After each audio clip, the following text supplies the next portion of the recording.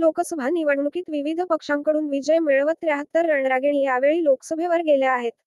2019च्या तुलनेत महिला खासदारांच्या संख्येत घट झाली आहे. मागच्या वेळेस 78 महिलांनी संसदेत पाऊल टाकले होते.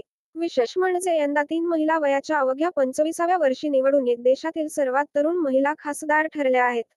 लोकसभा निवडणुकीत यावेळी विविध पक्षांकडून 797 महिला मैदानात होत्या. भाजपने सर्वाधिक 69 तर काँग्रेसने 41 महिलांना उमेदवारी दिली होती. निवडणुकीत 73 महिलांनी विजयाचा गुलाल उधळला. सर्वाधिक 11 महिला खासदार या पश्चिम बंगालमधून विजयी झाल्या. पक्षनिहाय विचार केल्यास भाजपच्या 30, काँग्रेसच्या 14, तृणमूलच्या 11, सपाच्या 4, द्रमुकच्या 3 आणि जदयू व एलजेपीच्या प्रत्येकी 2 महिलांनी विजय मिळवला. विजयी महिलांमध्ये सपाच्या प्रिया सरोज, एलजेपीच्या शांभवी चौधरी आणि काँग्रेसच्या संजना जाटव या सर्वात तरुण खासदार आहेत. भाजपच्या हेमा मालिनी, तृणमूलच्या महुआ मोइत्रा, राष्ट्रवादी काँग्रेसच्या सुप्रिया सुळे, सपाच्या डिंपल यादव यांनी आपले मतदारसंघ पुन्हा राखले.